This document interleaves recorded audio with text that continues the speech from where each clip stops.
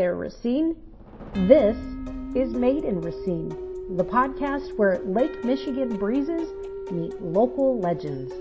I'm Denise Lockwood, here to spill the fun, quirky, and totally Racine stories that make our city unforgettable. Let's dive in. This one's gonna make you smile. So, we are here to talk about some haunted Racine. So I'm going to actually just kind of run through a little bit about who's in the room.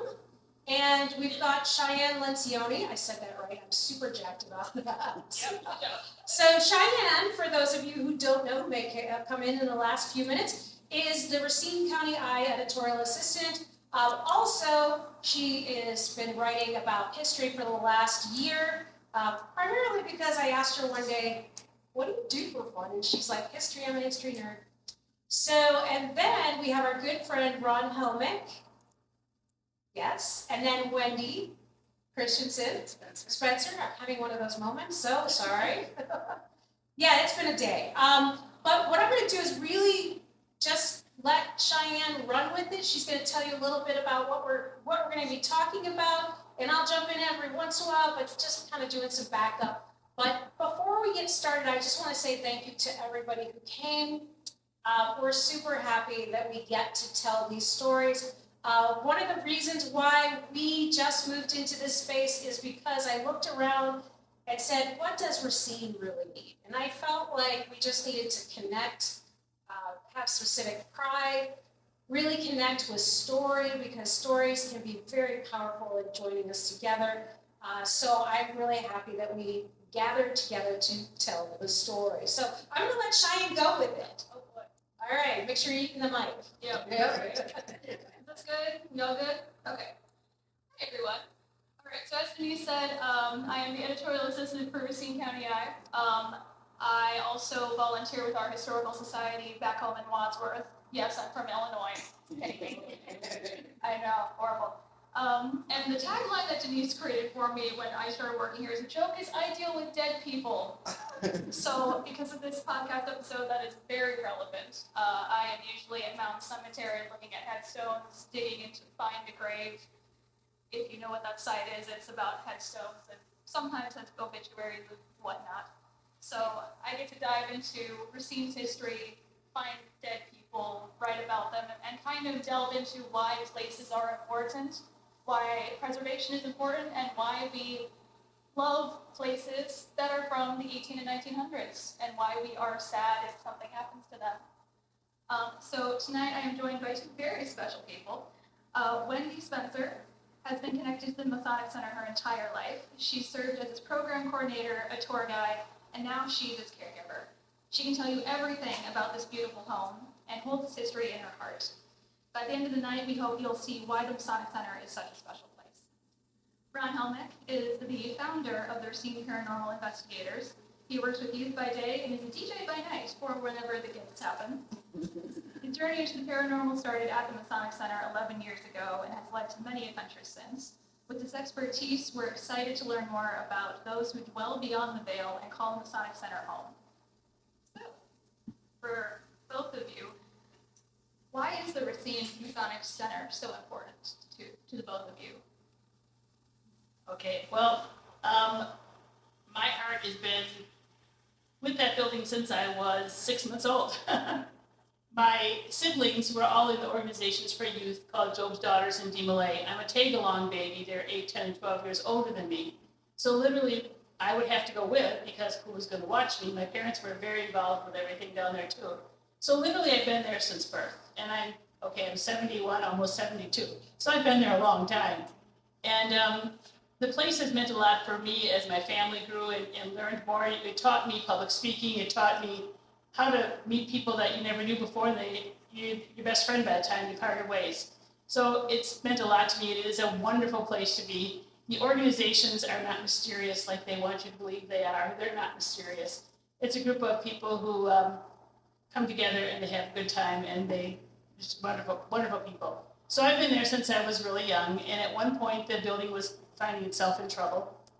It was financially having some trouble. As all organizations, membership dropped down, and they didn't have the money they needed. So I became the event coordinator there, and I did many, many weddings there.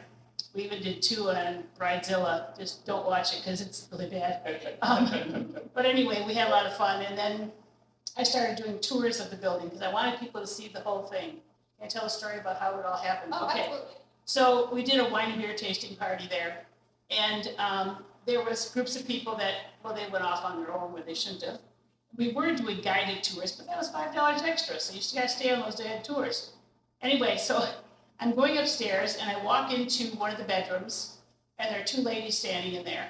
And I knew they weren't on a tour, they went wandering on their own. And the one lady walked up, I started talking, and she put her hand up in my face, she said, quiet, quiet, quiet, don't talk. I thought, excuse me, whose building is this? But anyway, turned out she was a medium and she was speaking with somebody. And she's telling me about this little girl, and I'm thinking, oh, this can't be. She's telling me about the little girl who was there and her chest hurts. Thinking, okay, she said, oh, but she wants to know, where's her friend? Where's her friend? And I said, I'm sorry. She said she wears a blue dress and a white apron. Well, I just about passed out on the floor then. It's my granddaughter. My granddaughter played the part of this little girl that passed away in the house. That's who I was apparently with. And my granddaughter wears a blue dress and a white apron when she does the portrayal of this little girl, Carrie. So that's when the medium was telling me all about this, and then she stayed and told me a lot more about the house. So they've always told me there's nothing scary there, but there are people who are still there and love it there. So I've been there for a long time. Unfortunately, doors have closed on the building, and I still go in every day. And as I walk out the door, I say, good night, guys, take care of the building for me, I'll be back tomorrow. And of course, there's nobody there you can see, but I know they're there. I've known Wendy. I've known Wendy for a very long time, and Hold on just a second. go ahead.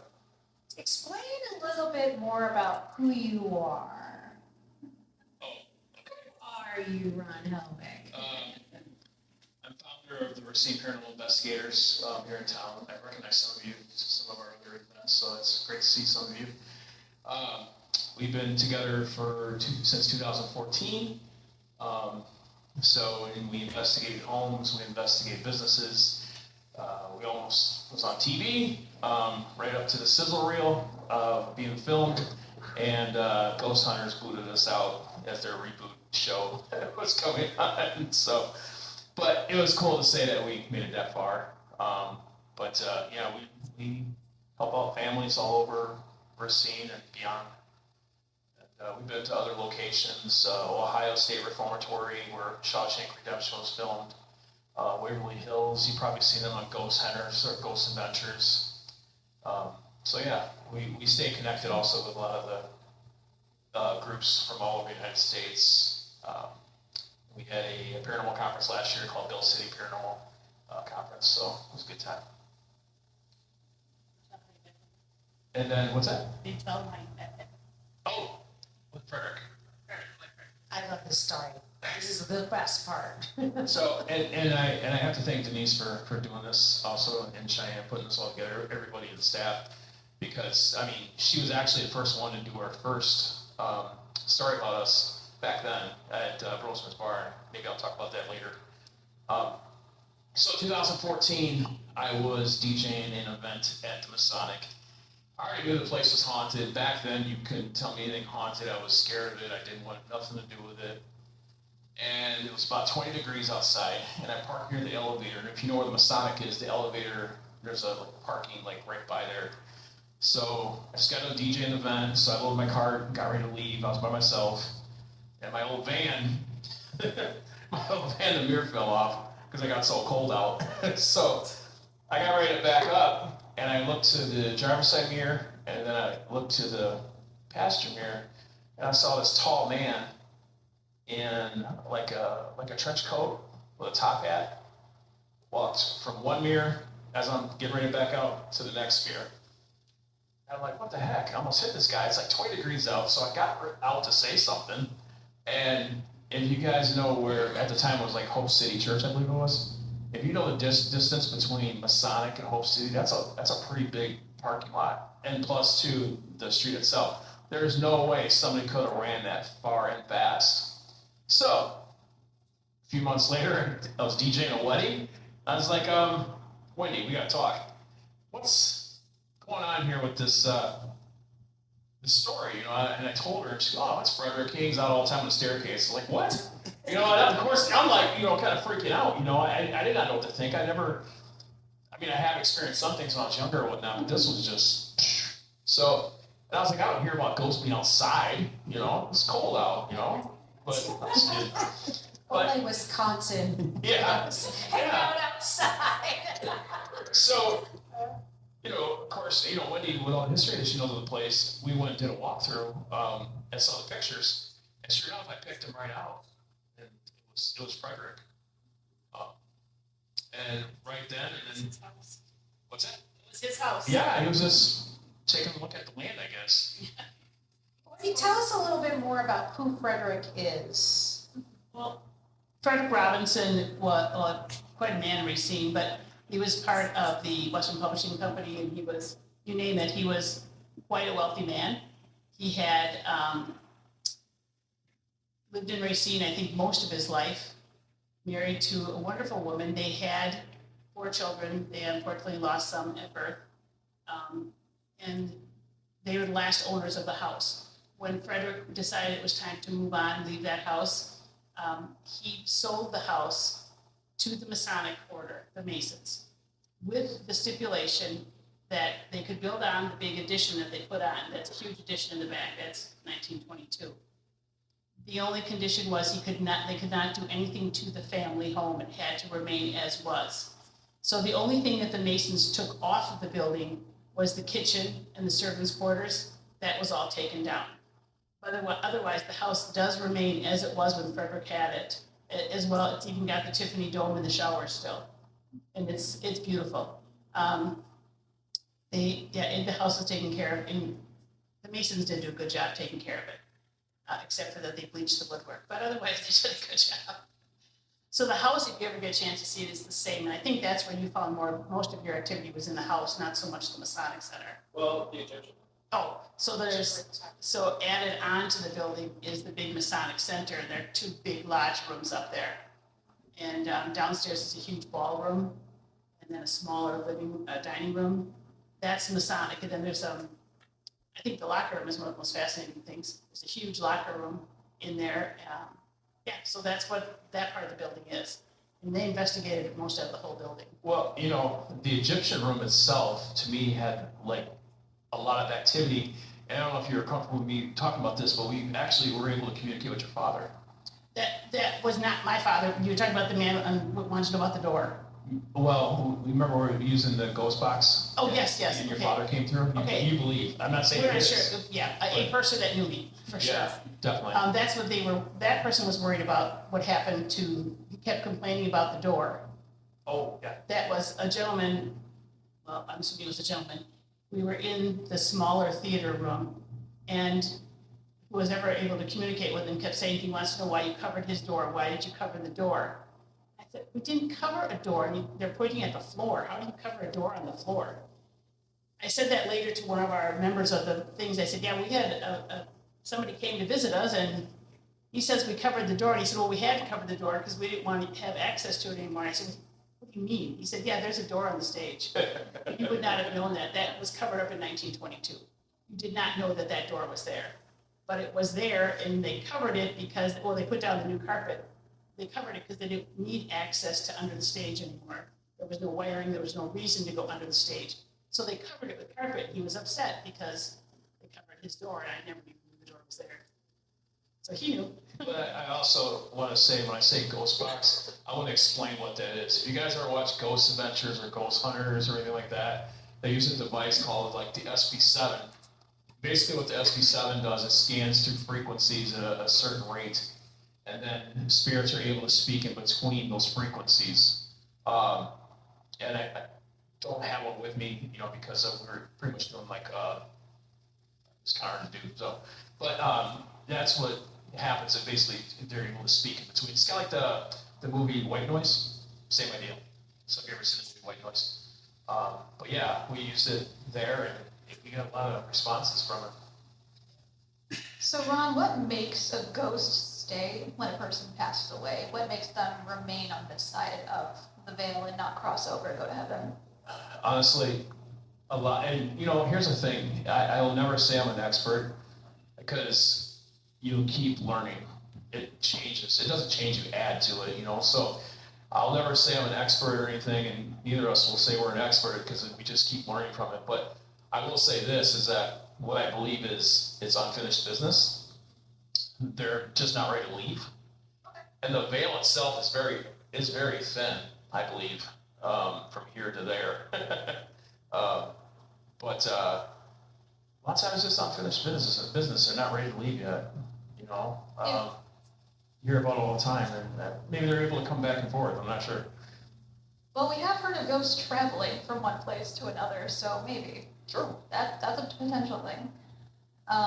Wendy, can you take us through the story of the Masonic Center? You've mentioned Frederick, we've talked about him, and the Masons, but can we go back to Henry Durand Sure, Henry. and go through and Yeah, tell Henry us- Durand is in Durand Avenue. Henry Durand was an amazing man, if you just get to read anything about him. He also was very much an abolitionist, and he helped move the slaves through the city and get them to safety. He was one of the gentlemen who went to Milwaukee to rescue the man that was enslaved in a prison because he was black, and he was one of the men who helped get him free. Anyway, so it is believed that Henry was part of the group of men here that moved the slaves out of this part of the state into safety. What they did is just patch together all the different information. So what it appears they have done, now Henry's first house was on College Avenue. He also had a farm. His farm was at the end of Durand Avenue where the Case Company had built that big, that's where Henry's farm was. Now his farm was certainly not a place he worked, he was a man of money.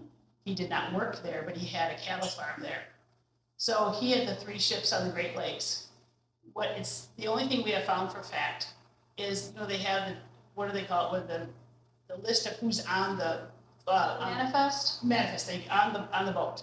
So let's say there were 5 when it left Racine. But when it got to Canada, there were 15. They didn't reproduce that fast. So what it appears to have happened, and this is just little piecing together little scraps of information. His house was on College Avenue, like I told you. We believe, and he was a member of the church downtown Racine that was a big part of the Underground Railroad. And he was a very active member there. He was also helped break the man out of prison in Milwaukee. So this guy's a big abolitionist.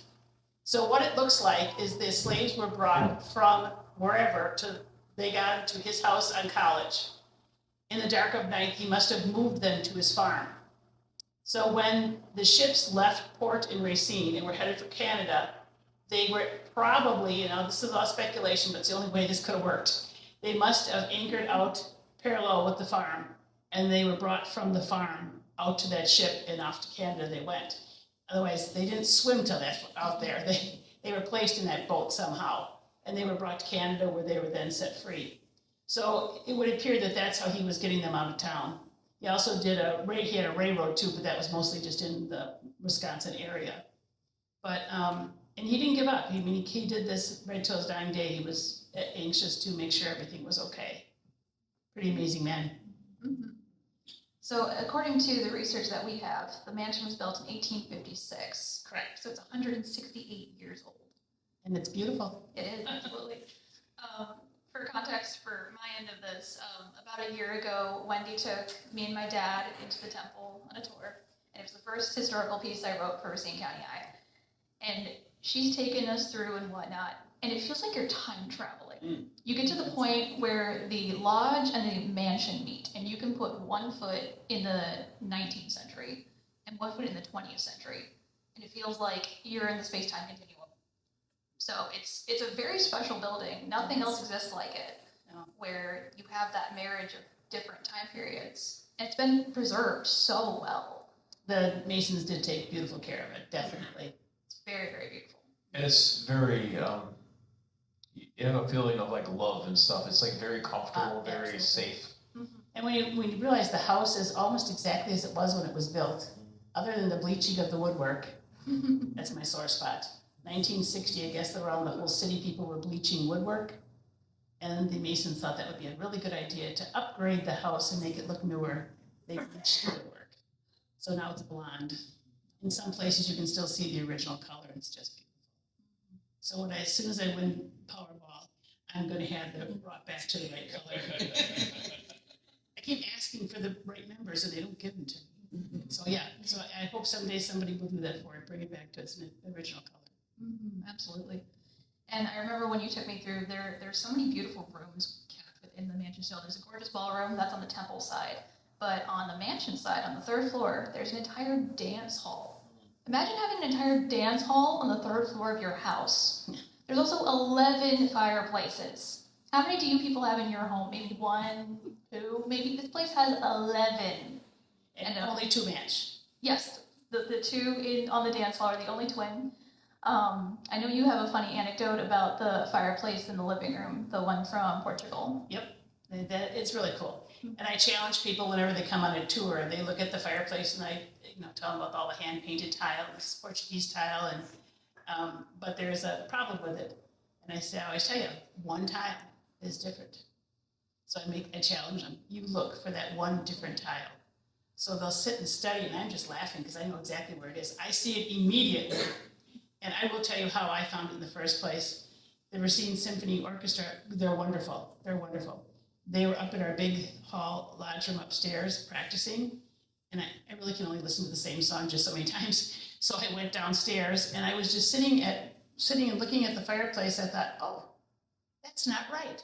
So one tile is different. And that is because nothing can be created that is perfect because there's only one perfect thing, and that's God. So nothing can be created perfect, and that's why that tile has a flaw. So that only reason I learned that is because I thought it was kind of cool that this was a bad tile.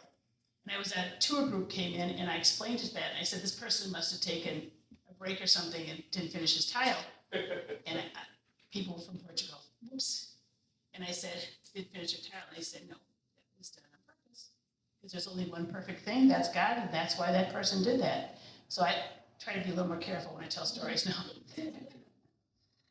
Another really special thing about the mansion is that when Frederick Robinson Jr. got it in 1903, he was the 3rd owner of that house. Henry Durand, who was the one that Wendy was telling us about earlier, he had it from 1856 to 1891.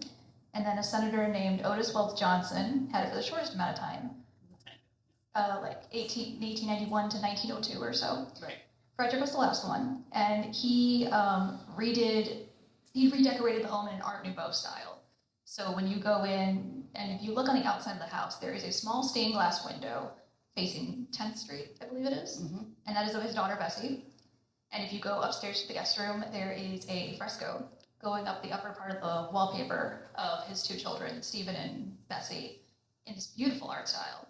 So they have preserved that through all this time. Yes, thank goodness. They haven't touched that. No, it's beautiful. Another cool thing is that there is parquet flooring on the first floor from S.C. Johnson. And was it in the master bedroom under the wallpaper you guys found? That's where I found the drawing, yes. The drawing of S.C. Johnson. Yeah. When I was tearing off the wallpaper, that's where I saw his drawing of the parquet floor from downstairs, and that they were going to put it upstairs. They didn't. But the upstairs wallpaper is not so good. But the flooring is actually still okay. It just needs to be refinished. It's just a standard floor like this one. It's really pretty though. Yeah. And I think that was common for a lot of old houses where Johnson started out putting in the parquet flooring. Yes. It's in old churches, old buildings, not hotel rooms, but hotels. And that's how S.C. Johnson started. They bought the Racine Hardware Manufacturing Company, I think, and then transitioned to. It's a beautiful example of what they did in that house. And it was covered with It was covered with carpet. I accidentally spilled a glass of wine on the carpet, so I had to tear it up. You gotta fix your mistakes, right? And look, this pretty for what I had lifted it up on another corner and saw the floor. So I knew the only way I was going to make this happen is if there was a reason to tear up the carpet. So red wine on a light green carpet doesn't work. So we got to tear up the carpet and see the beautiful floor underneath, and it is gorgeous. Absolutely. Well, we've talked a bit about the history. Let's cover the ghosts, if we want to call them ghosts. Spirits? Spirits are lovely. Spirit time. We can call them spirits. So since you 2 are the main experts, can you tell us about the spirits who watch over the home? We're going to piggyback off this one because every time we've gone in there, it's been something different, I noticed too. But like I said before, the Egyptian room for us was like the most active, it has the most activity. And then I also put some photos we'll show later that show some interesting things. I have just a couple. But I never feel, like I said before, I don't feel scared or anything when I walk in there. I never felt that except when our first, time. I think they're happy to see somebody come in. Yeah. It's probably boring. Yeah, exactly. And sometimes, and I never really said this, but when I'm DJing there, when I have DJed there before, I've always felt like somebody zoomed by or something, like a little kid or something like that. We keep them in the basement. Yeah, right. And I had a device that made like a little bit of noise, like if a spirit walks up to it from EMF, which stands for electromagnetic field. And we put it in the balcony of the Egyptian room, and we left it there. And one of the mediums that was with us, he goes, "Oh, there's a kid sitting right up on top there." I'm like, "Oh, okay." And then before you know it, started ringing, started making noise. And then we got ready to get up there, and then it stopped. I came back down, did it again. So we're going back and forth with this. It was something else, but they're definitely, the family's definitely there. That's for sure. There's, like I said, there's never anything. You almost feel happiness there when you're there. You're not scared, that's for sure. And it just seems like a real warm and welcoming place when you're there, because like I said, I say when I leave, "Good night, everybody. Take care of the building for me," and I leave because I think they are taking care of it. I think they're there watching out and making sure it's okay. And I think the three named ones we have in the mansion are Carrie Durand, who's the little girl that the medium found. She was the one who said her chest hurt. When we did a historical dive into it, I think we determined she died of pneumonia when she was 5. Carrie had also lost a little brother. And was it when the family was traveling to Racine from New York? He passed on the way. Yeah. Yep. And he's buried in Mount Cemetery with Yes. them. Yeah. So there's 2 Durand children who were lost before their parents. And then there's one with a little boy that passed away at birth. Okay, yeah. And then we have the housekeeper, Mary. She's also buried with the family, and she served for 40-ish years. She is the family. I think they treated her as though she was family. Mm-hmm. And she is buried right with them. If you guys see the slideshow on the TV behind me, we have pictures of headstones and stuff like that. She's included in there. And then the third one is the one you encountered, Ron. Frederick. And I think you told us that he's usually in the library, sitting and reading his books. Well, I have to tell you a little bit of a funny story about that too. My grandson was playing the role of Frederick's son. So I said, "Okay, just sit in this chair," when we did ghost tours, for fun things for the city. I said, "Just sit here and read here." I just grabbed a book off the top of the mantle, and I said, "Here, just read this, and don't respond to people. Just sit here and read." He said, "Okay, Grandma." Okay. Now he listens to Grandma, and he read "The Castration of Cows" is the book I called. Why in the world did they have a book in there about the castration of the cows? And I just, Well, it was a farm family, I imagine. So he did read it. He read it. So yeah. So that So he was there in the house. Yes. I think at one point in the book you gave me to look at, not the book that her grandson was reading. Not that one. No. Not that one. A book on the Masonic Center that she put together. It said that Henry had the largest library of law resources at the time of Insurance research. Yes, Insurance. Yep. He was a claims adjuster for the insurance company. That's where his wealth came from. His downside was that he was the claim adjuster for most of the big fire in downtown Racine with the oil. It was at the Great Fire of 1882. I think so. He was the claims adjuster for most of those buildings because they had trusted him in his ability to insure their buildings of all downtown, and yeah, he sure insured them. Mm-hmm. That's what he did. Mm-hmm. So it's interesting they have a book on cow castration in Long Beach. Well, it really is sad that there's a book on cow. There's no YouTube. There's no YouTube back then. So. Oh, there you go. Yeah. You know what? It might still be there. I don't even know. Oh, It might still be on the mantle. Do some reading tonight, I think. just show it to your grandson. Go. Remember this? He tells me about that all the time. Talks about, "Yeah, Grandma, you made me read that book." So what do you two miss most about the center from when it was open? And if they could open again, what would you want brought back? I really miss DJing weddings there. I really do. You know, I don't mean to talk about my business and stuff, but I really enjoyed playing there and working with Wendy. Wendy is amazing. Being a planner, I mean, if you need help with a party or a wedding, to plan something, she's the one. You know, honestly. And also too, I miss the investigations we had there. We were there, I think, 4 times.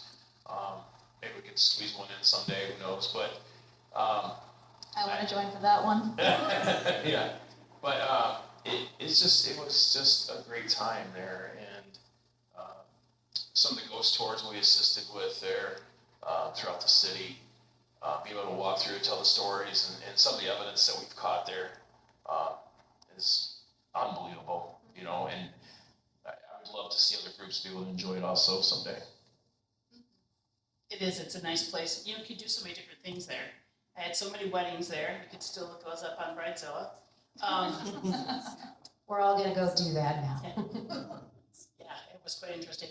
But there's the building itself, you can hold all sorts of things in there. It can be a small family event in the mansion. It can be a huge wedding downstairs. We just did all sorts of different things there. It became kind of like a community meeting place. People came there to do their events because they knew it was just so different than your standard hotel room, you know, type event. So yeah, we did all sorts of stuff. We're gonna miss it. Can we talk a little bit about how you would do the weddings there, how the bride and groom could have everything done in the mansion, and Right. it's a full package deal? We did, well, the fun thing for them is they got to come the day before to decorate, because the reality is I didn't want to deal with an anxious bride the day of her wedding. So you come the day before and go away. So, but they could do everything there. We did everything from having the girls come get their hair done there. The girls got dressed in the mansion, that was their area, and the only place I could put the men was in the room with the big pool table. They really hated that. And so the men stayed at 4 different ends. The girls were on Main Street aside, and the guys were on Wisconsin Avenue, so they never met. So the girls could come and get dressed there, and then the guys could get ready there. Then we would have the ceremony upstairs in the large lodge room for them. It was beautiful because it's so big, and the guests sit on the side so they could watch the bride walk down the aisle. Not like in the church when you're looking to see if she's coming, you know, you saw everything.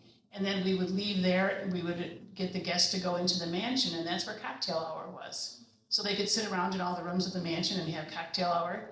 And then the bride and groom would descend down the beautiful staircase in the mansion down to where the guests were. They'd come down there, and then they'd lead the guests down this long hallway. The guests had already come down that hallway, but when they came down the hallway, all the doors were shut. They didn't know what those doors led to. But when we left cocktail hour and we went downstairs, all the doors were open and they looked down into this gorgeous ballroom. And they could see the tabletops all decorated, and they could see the chandelier. The chandelier is amazing, that's in that ballroom. And then they would go downstairs, we had a bar built down there, and it was very nice. And they did their own, we didn't do the food. You wouldn't want me to cook. I can do a peanut butter and jelly sandwich, but so they brought in their own caterers, and it was really fun, and we had a really good time, and I really missed that. But they had everything in one at that building, so it was worked out really nice. Mm-hmm, absolutely. And do you think that the Masonic Center definitely filled a space in Racine that was needed, given that? Oh, absolutely, yes. That all fun? We kept it in a budget where a family without a lot of money could have a really elegant event because it's just where it was. The chandelier alone would stop you dead in your tracks when you walk in the building. So the brides had everything they dreamed of since they wore the dishcloth on their head pretending they were a bride. They got it when they were there. Everything they needed was there. And we were able to provide all that. It's definitely like a Cinderella type of vibe to it, you know? The guys don't care, but the girls do. We'll put that in the marketing campaign. Real quick to wrap up this segment, what is your favorite element of the Masonic Center for both of you? For me, the mansion. Mm-hmm. You can't help but feel at home when you're in the mansion. It's just a warm, welcoming place. Even after all these years, it was built in 1856, and look, you still feel at home in there. That's my place.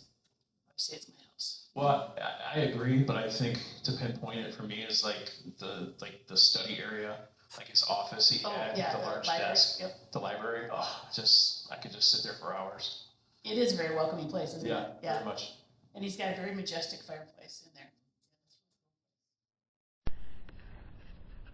The first episode of Made in Racine, Haunted Racine, brought the city's ghost stories and haunted history to life inside the Horlick Malted Milk Factory. Audience heard chilling tales from the Masonic Center and shared their own spooky encounters. Up next, the series continues with Makers and Mavericks on November 20th and a Very Racine Holiday on December 18th. Tickets are available now at racinecountyeye.com.